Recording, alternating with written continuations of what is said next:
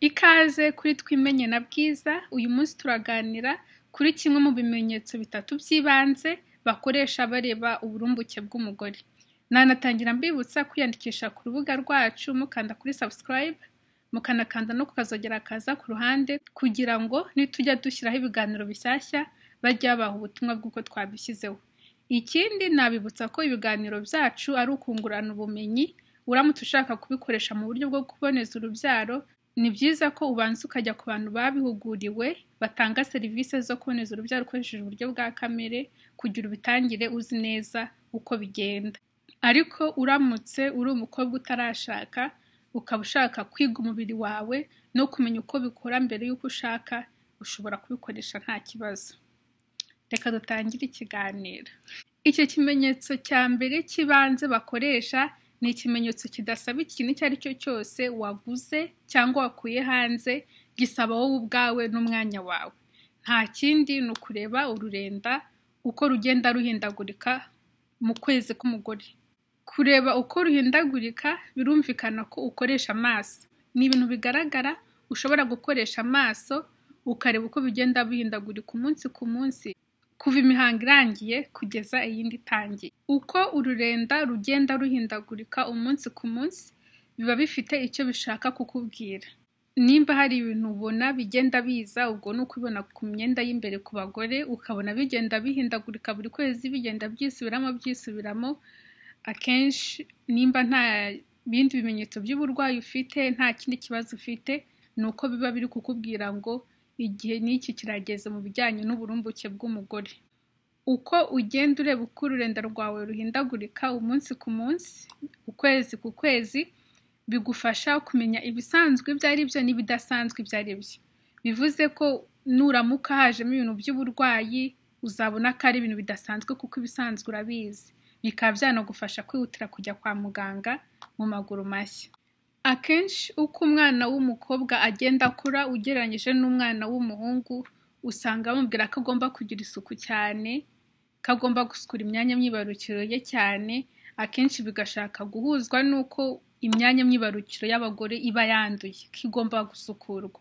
Ariko ntago ari byo. Ntago kuba hari ibintu bijya biza ku myenda y'imbere y'abakobwa cyangwa abagore ari ibigaragaza ko ari ahantu handuye. Ahubwo ni bimwe mu bimenyetso bigaragaza yuko umubiri wawe ujya witegura gusama. Kandi gusama tuzi ko bitanga ubuzima bushyashya, kandi gutanga ubuzima ni ikintu cyiza cyane.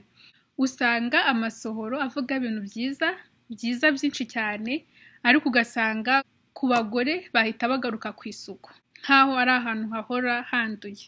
Rero kuba bafite impungenge babihuza n'uburwayi, igihe cyose nta kindi kimenyetso ufite cy'uburwayi, bikaba ari ibintu bihora byisubiramo buri kwezi, si ibintu bibi, si n'ibintu byiza, ahubwo ni ibintu byiza cyane. Kubera ko uko bigenda bihindagurika mu minsi yawe y'ukwezi kwawe, biba bishobora kukwereka aho igihe kigeze, nimba uri mu gihe cy'uburumbuke cyangwa se nimba igihe cy'uburumbuke cyararangiye. Rero nta kubihuza n'umwanda, ahubwo ni ukubyishimira. Ururenda rukorerwa mu myanya myibarukiro y'umugore ndetse n'imvubura intangangabo zigendamo, umumaro wazo ndetse n'umumaro w'ururenda biruzuzanya. Cyane cyane imvubura zikorerwa muri seminovesicles nk'uko twabibonye mu kiganiro cyashize. Imvubura zituruka muri seminovesicles twabonye ko zigaburira intangangabo ndetse zikanafasha mu koga. Niho intangangabo zogera cyangwa se zigendera ziri mu nzira zisohoka. Abagabo igihe cyose bahorana imvubura ziturutse muri seminovesicles kubera ko igihe cyose baba bashobora gutera inda, baba bashobora gutanga ubuzima. Ariko ku bagore ibisa n'imvubura zituruka muri seminovesicles cyangwa se ibifite umumaro nk'uw'imvubura zituruka muri seminovesicles, ubwo twebwe twabyise ururenda. Rukorwa igi cyangwa intangangore yitegura kurekurwa. Bivuze ko ururenda rwo rufite iminsi runaka rukorerwaho, ariko ku mugabo ho ni igihe cyose.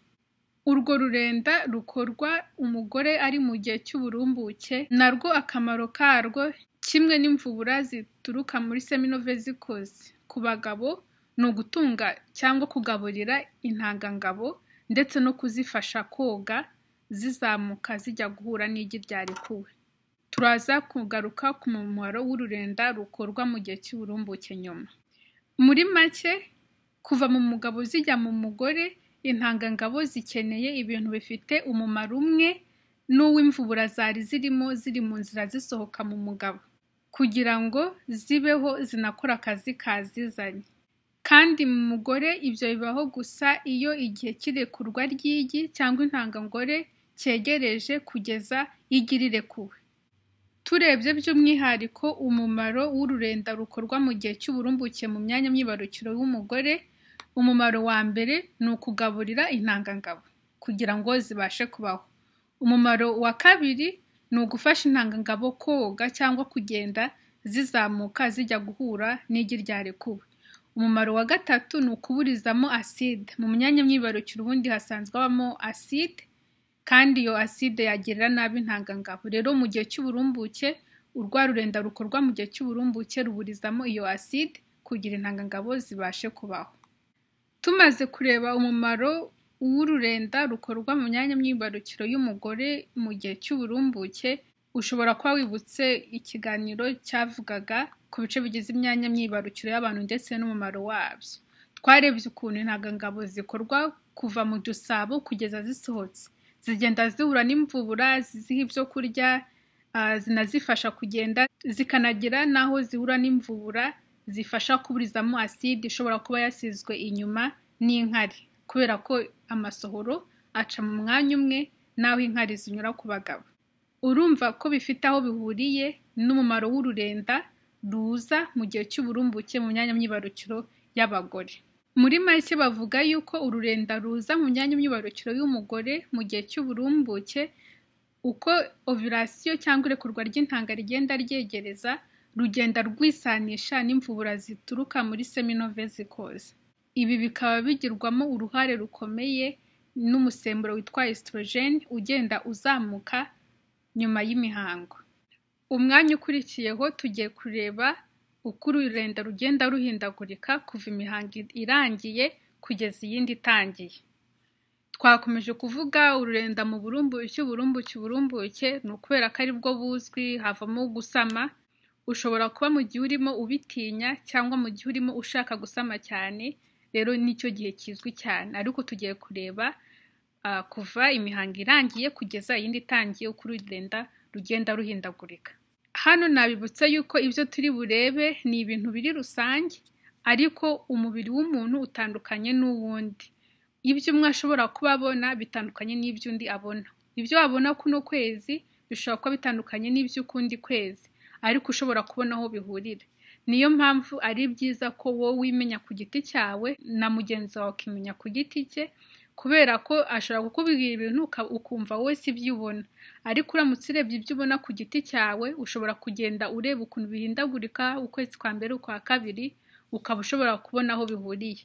Ni byiza ko ureba ibyawe ukaba ushobora kwibuka ibya kuno kwezi ukabihuza n'ukwezi gukurikiyeho. Ari nayo mpamvu biba ari byiza kugira aho ubyandika, kugira ngo uzarebe wenda nyuma y'iminsi iyi n'iyi byari bimeze gutya, ukagenda ureba amaherezo ubona ahantu bihuriye, ukabona aho bihuriye na ovulation nyirizina. Twatangira tuvuga ukiva mu mihango.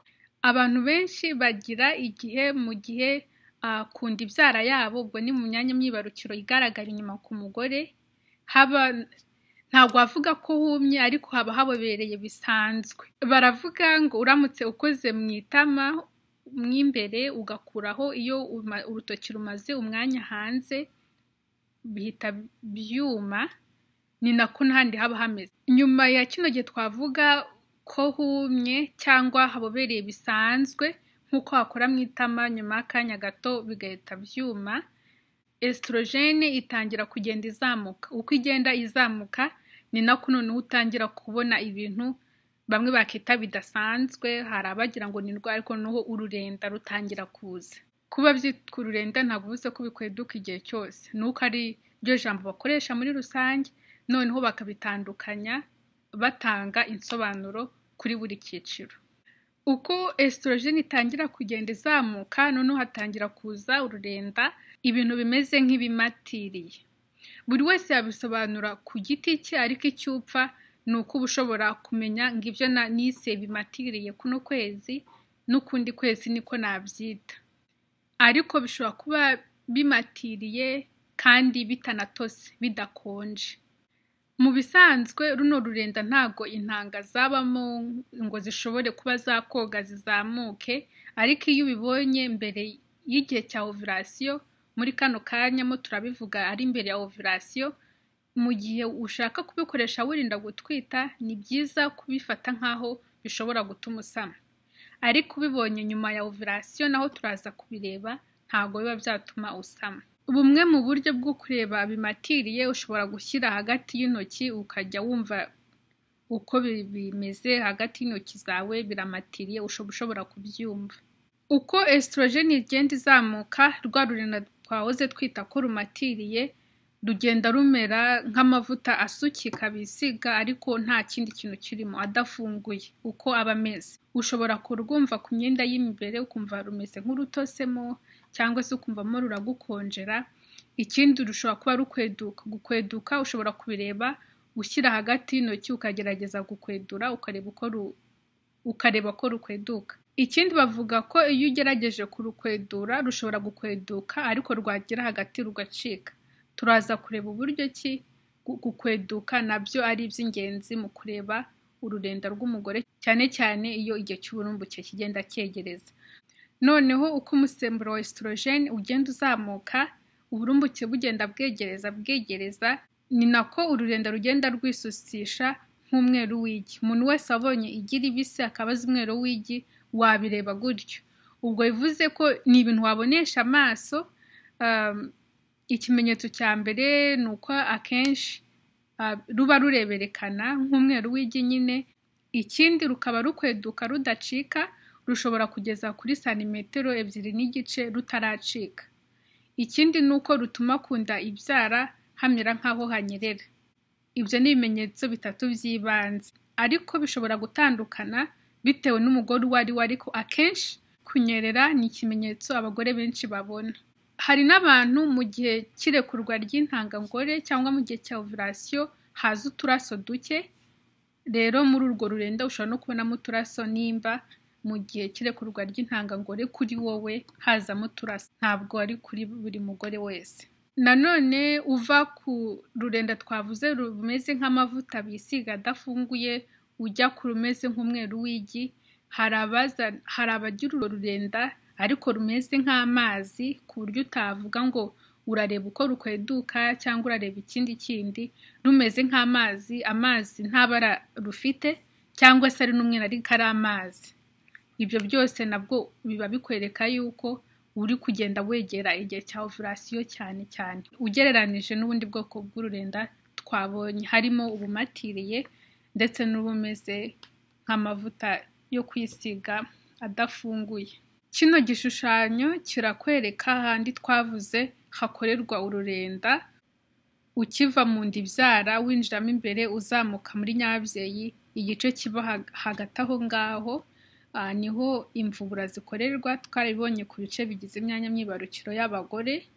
Hano barerekana uburyo ki bitewe n'ururenda urwo ari rwo, ukuntu intangangabo ziba zimeze, ziri koga zizamuka zigenda, cyangwa se zafashwe mu nzira zidashobora kugenda, bitewe n'igihe ugezemo, bitewe n'ururenda ruri kuza muri iyo minsi. Intangangabo zishobora kubaho neza zikoga zifite amahoro zihuta, cyangwa se zikagenda zihura n'imitego ibizigusha mu nzira, bityo ntizibashe kugera ku ntego zazo.